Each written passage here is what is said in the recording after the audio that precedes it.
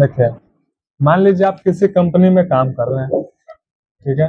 किसी कंपनी, किसी ऑफिस में आप काम कर रहे हैं, तो ज्यादातर लोग क्या करते हैं, जो वहाँ के जो डायरेक्टर्स होते हैं, ठीक है। ऐसे बड़ी बड़ी कंपनी के पास आप कहीं किसी भी तरह का वर्क कीजिएगा तो वहाँ डायरेक्ट कंपनी के ओनर से, कंपनी के फाउंडर से पता नहीं बन पाती। लेकिन आप यहाँ पे काम करते हैं तो ये हमेशा कोशिश कीजिए, जो कंपनी के जो मेन हैं, जो डायरेक्टर्स हैं, उनके जो उनके फाउंडर्स हैं, उनके टचअप में हमेशा रहना, उनके टचअप में हमेशा रहना।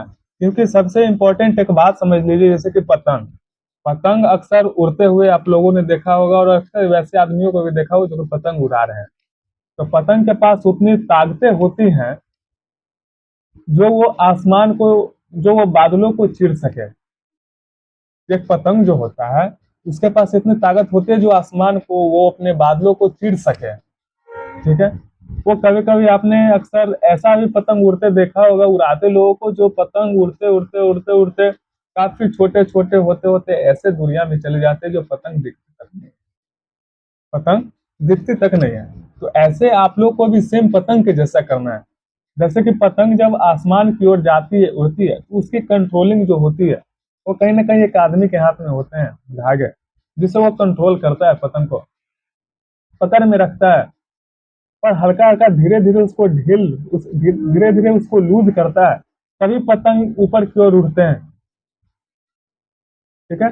पकड़ करके उसको धीरे धीरे लूज करना, समय के अनुसार लूज करते हैं, तब जाके पतंग आसमान की ओर भागते हैं।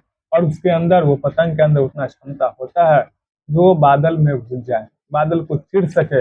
लेकिन कब तक चिर सकता है, जब तक उसका कंट्रोल एक आदमी के हाथ में है, उसके धागा एक आदमी के हाथ में है। ठीक उसी तरह एम्प्लॉय के पास भी उतनी क्षमताएं हैं, जो ओनर से और डायरेक्टर से, फाउंडर से कनेक्ट में रह के वो भी एक आसमान, बादल चीर सकते हैं।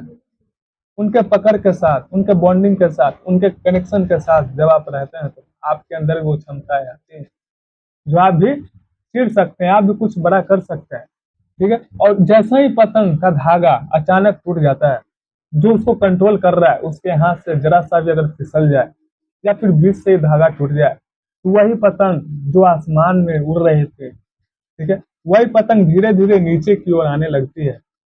वही पतंग अक्सर धीरे धीरे नीचे की ओर आने लगती है। क्यों? क्योंकि उसका जो कनेक्शन था, जो आदमी के हाथ में उनके कनेक्शन था, वहां से वो कट हो गया।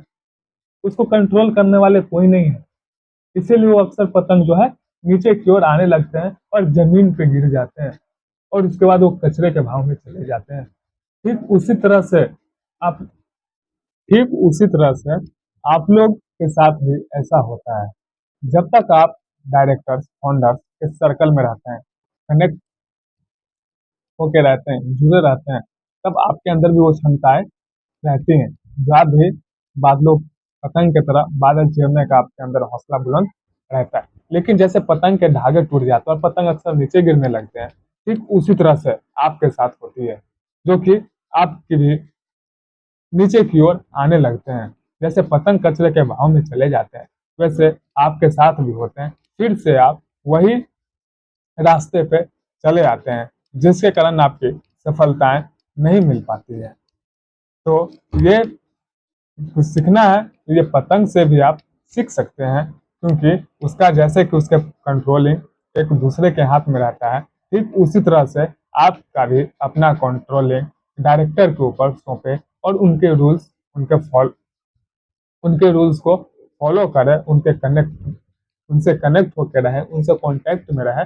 वो कहीं ना कहीं अक्सर आपको ऊंची उड़ान के लिए अवश्य तैयार करेंगे, जैसे पतंग को तैयार किया जाता है ऊंची उड़ान के लिए। चलिए मिलते हैं नेक्स्ट वीडियो में।